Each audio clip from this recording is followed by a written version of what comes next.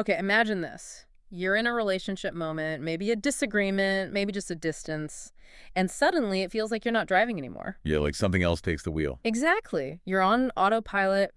You try to be open, but the same old words come out, the same reactions. It's frustrating, you Yeah. know. We want that closeness, but it feels like our own defaults are working against us. Mm-hmm. And that feeling, that sense of being hijacked, that's really what we're diving into today. We want to look past just the surface stuff, the habits you notice, and examine your, let's say, emotional operating system. Your wiring. Your wiring, exactly, how you handle closeness, how you deal with stress, how you manage, separation when it happens. And look, this isn't about blame. It's not a scoreboard. Definitely not. It's more like holding up a mirror, Yeah. giving you a kind of psychological map of your own relational defaults. The blind spots that, well, they shape every important connection you have, whether you realize it or not. Okay, so let's unpack that. The mission here is clarity, right? We're diving into the core psychological truths, the things that really determine how you respond to intimacy, to conflict, Yeah. focusing on the real habits, the patterns, the defenses you actually use day to day. Not who you wish you were, but who you are right now. Based on some really deep psychological concepts. Let's get into it. So let's start with that critical moment, that trigger, perceived distance. What happens inside you when someone you care about, could be anyone, friend, partner, even a colleague, suddenly pulls back or just goes quiet? That's the instant, isn't it? When our survival strategies just kick in. We've sort of identified 4 really distinct immediate reactions. Yeah. Ways we manage that perceived threat of abandonment. Okay. What's the first one? So first, you got the space taker. Their strategy is kind of optimistic self-sufficiency, you could say. Yeah. They basically assume the distance is temporary. Like they'll come back if they care. Exactly. They believe the person will just return if the bond is strong enough. It's managing fear by sort of minimizing the threat. It's probably fine. Okay. Then there's the opposite, maybe. The overthinker. Oh, yeah. This one goes into hypervigilant mode, diagnostic mode. Their mind immediately starts racing, replaying interactions, analyzing tone. Trying to figure out, what did I do wrong? Precisely. The focus is totally internal. It's driven by this deep need to control the outcome by fixing themselves or figuring out the mistake. That sounds exhausting. It is. Now, a really critical pattern we saw next is the preemptive pull away. This isn't confidence talking. No. It sounds a bit like, fine, I don't need you anyway. It looks like that on the surface, but it's actually a defensive move. They feel rejection coming, maybe just sense a shift, so they withdraw first. Internally, they're saying, if you're pulling away, hey, I was already gone. Regaining control. Turning passive rejection into an active choice. It's an attempt at control, yeah. Right. Over the situation or the feeling. And finally, there's what we might see as the goal, the more integrated response, the self-aware checker in. Okay, what does that look like? This person notices the distance. They acknowledge that little spike of anxiety inside. We all feel it. But they choose an intentional, non-reactive behavior. Like Reaching out maybe just once, stating their need or observation clearly. Hey, notice things feel a bit distant. Is everything okay? And then, this is key, consciously trying not to take the distance personally, not letting it define their self-worth. that takes practice. A lot of practice. And this whole dynamic, it leads us right into the crucible of relationships. Conflict. If distance activates our defenses, conflict really turns up the heat. Right. So when the pressure is really on, what happens? Do you freeze? Just shut down because it feels like too much? That's one pattern. Wow. Feeling overwhelmed, the system just breaks hard. Or do you go the other way, get really emotional, maybe reactive? Yeah. That need to be understood, to be seen right now. Yeah, that feeling of urgency. And then there's the measured response, which is, let's be honest, incredibly difficult in the heat of the moment. It involves needing space, but not to run away. Okay. Needing space to cool off before trying to talk clearly. Making sure you respond from your, let's call it, adult brain, not your wounded inner child brain. Okay, that makes sense. And this tension, this whole dynamic, it gets really intense when you start liking someone new, doesn't it? Vulnerability feels like walking a tightrope. Absolutely. Yeah. Do you just dive in head first? Maybe declare feelings really fast, confusing that intensity, that rush, with real stable intimacy. Or the opposite again, stay super guarded, analyzing every text, every look, terrified of looking too keen. Right. Maybe using humor or sarcasm like armor, dodging anything that feels too real, too vulnerable.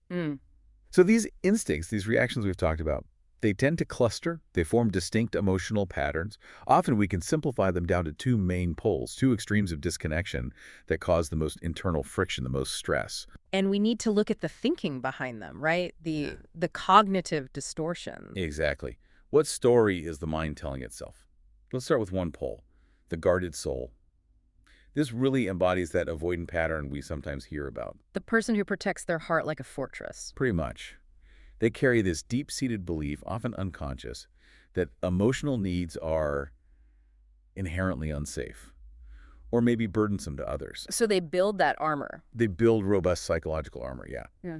Because somewhere along the line, they learned that relying on others, being vulnerable, leads to pain, rejection, disappointment. And the armor works, right? It blocks the pain. It does block some pain, yes. But here's the irony. It also blocks the very closeness they, like all humans, fundamentally crave. What's the distortion there? What's the faulty thinking? It's often a confusion between autonomy and isolation. They prioritize self-sufficiency. I can handle this myself. Because intimacy, real closeness, feels like a threat to their independence, their sense of self. Like they might get swallowed up. Something like that. Or just that their needs won't be met, so it's safer not to need anything. When their partner is late or seems distant, the avoidant mind jumps to, see, I can handle this, I don't need you anyway. But that self-reliance, you're saying it's not actually peace. It's often a forced internal state. It looks calm, but underneath. And crucially, research shows they still feel stretched. They still feel loneliness when disconnected. It's just that the effort, the perceived risk of intimacy, feels so overwhelming that isolation seems like the easier, safer path. Okay, wait. If they're truly self-reliant, why the stress and loneliness? That feels like a contradiction. That is the central paradox. Their deep conditioning, the internal rulebook, says you must earn love by being fine all the time. Don't be needy. The stress comes from constantly maintaining that illusion of okayness, of not needing anyone. Wow. So what's the way forward for this guarded soul? It's about consciously starting to differentiate, telling the difference between healthy emotional independence, which is good, and relational isolation, which hurts. How do you even start that? Start small, really small. Instead of automatically shrugging off a genuine compliment or dodging a vulnerable question with a joke, maybe try offering just a tiny piece of authentic need or feeling. Like what? Give me an example. Maybe something like, actually, I had a really stressful day today. Could we just have like 5 minutes of quiet connection when you get home? Not demanding, just stating a small need. Testing the waters. Exactly. Testing the core assumption that vulnerability equals catastrophe. It's not about winning love by showing need. It's about simply allowing yourself to feel connection, even in small ways. Realizing you don't have to earn love by pretending you're fine all the time. Okay. So, on the other side of that spectrum, we have the feel everything romantic. This sounds like the anxious attachment pattern. That's right. This pattern is often defined by loving deeply, giving generously, which sounds wonderful, right? Yeah, absolutely. But internally, disconnection feels like an emergency, like an existential threat. They sometimes confuse that high emotional intensity, the drama, the ups and downs, with genuine, stable intimacy. Connection is essential, and the lack of it feels like panic. Panic is a good word for it. Their behavioral markers are pretty clear. They might get attached very quickly, maybe overextend themselves, put in way more effort early on. Okay. And during conflict, you see these extreme emotional spikes because they need immediate validation, immediate reassurance to calm their nervous system down. When their needs feel unseen or they sense distance, they often engage in something psychologists call protest behaviors. Protest behaviors. Okay, what exactly are those? Sounds dramatic. They can be. Basically, they're tactics, often unconscious, designed to reestablish connection by provoking a response from the partner. Any response, even a negative one. Like what kind of tactics? Maybe excessive calling or texting, constant checking in, sometimes withdrawing into a really heavy silent treatment, hoping the partner will notice and chase them, or even threatening to leave, not because they want to, but to test the partner's commitment. Will you fight for me? Wow. It sounds like a desperate cry for reassurance, like I'm scared you'll leave, so please make me feel safe right now. That's exactly it. And you can imagine it's exhausting for them and for their partner. That double text when you don't hear back right away, that internal panic when someone says, we need to talk, those are classic signs. So what's the tool here? What helps the anxious romantic? The absolute critical skill is learning to self-soothe before reaching out for that external reassurance. learning to manage the internal storm first. Ow. When anxiety hits, it feels so real, so urgent. It does. The nervous system is basically screaming, danger. A powerful first step is a simple grounding question. Ask yourself, okay, what part of me is feeling anxious right now? Naming it. Naming it, yeah. Is it the part that fears abandonment? Is it the part that feels unappreciated?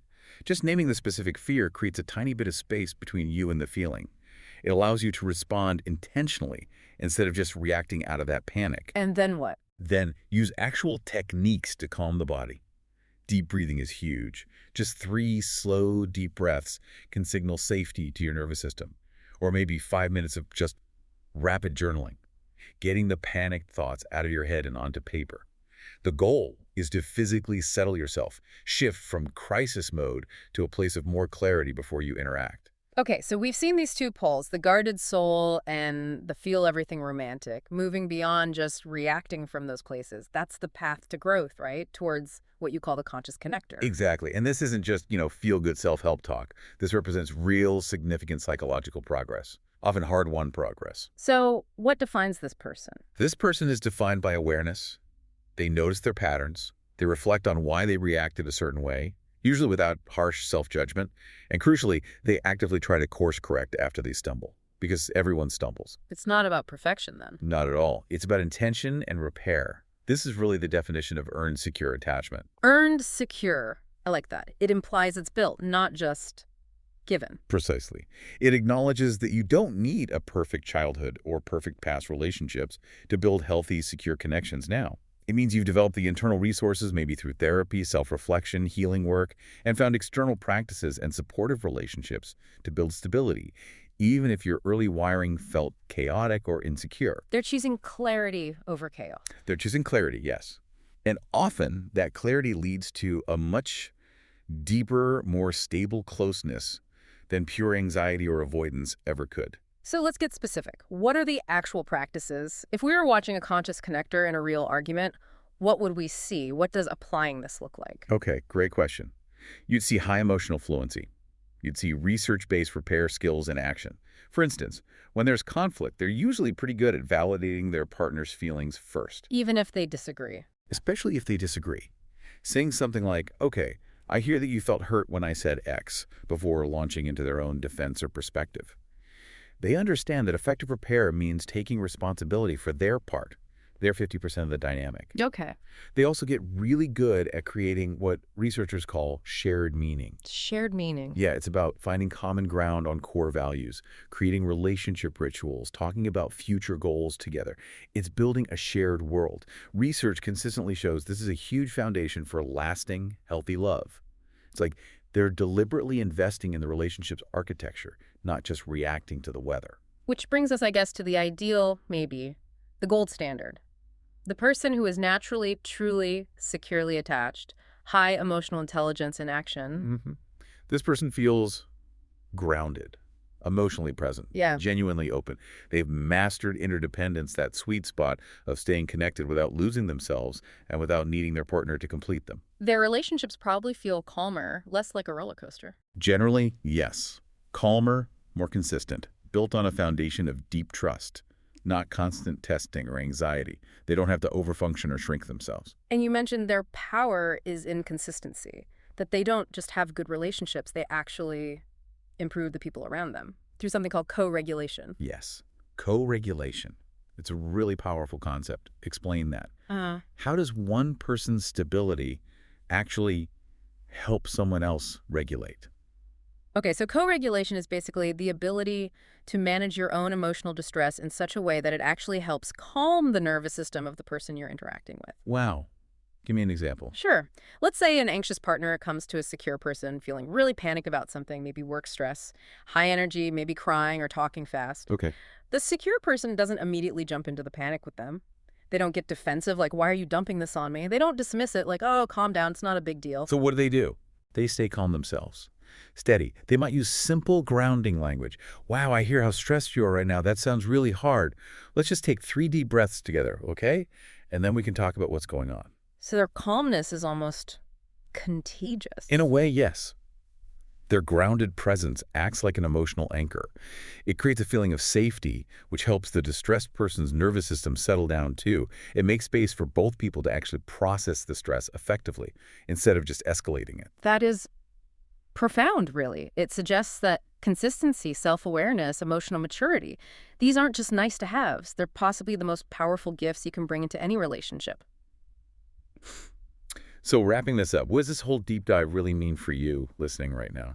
Well, I think the very fact that you're here, that you're reflecting on whether you lean more towards that guarded soul's self-protection or the anxious romantic's urgent need for reassurance, that already puts you on the path of the conscious connector. Absolutely. You're choosing awareness. You're choosing intentionality over just running on that old autopilot program. Yeah. We've unpacked some key things today. How you handle boundaries. Do you respect your own and others, or do you tend to get defensive or maybe collapse them? hmm How you respond when things feel imbalanced. Do you silently carry all the weight, hoping someone notices? Or can you set a clear, kind limit? And those stories, the stories we tell ourselves when relationships shift or feel uncertain, are you defaulting to that painful narrative of, I'm not enough, or something's wrong with me? Or can you shift to a more empowered truth?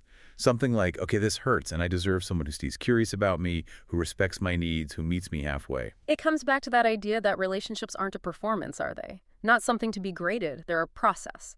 Constant learning, adapting, showing up with honesty, with heart, even when it's messy. It's so true. Which leads us to maybe a final thought, a question for you to take away. Thinking about everything we've discussed today, what is one specific habit, maybe a protest behavior, maybe a defensive wall that you recognized in yourself? Just one thing you'd like to understand a bit better, or maybe begin to gently disrupt. Yeah. Think about that internal armor you wear, the one that goes up maybe when you sense distance or feel criticized. What's one tiny piece of it? Just a single latch, maybe. What small piece could you experiment with laying down just for today? Trusting, maybe, that showing a little bit of your real need, your real self, won't lead to catastrophe, but might actually lead to the genuine connection you're looking for. Keep showing up with that clarity, that care for yourself and others, that rigorous, compassionate self-awareness that really is your superpower.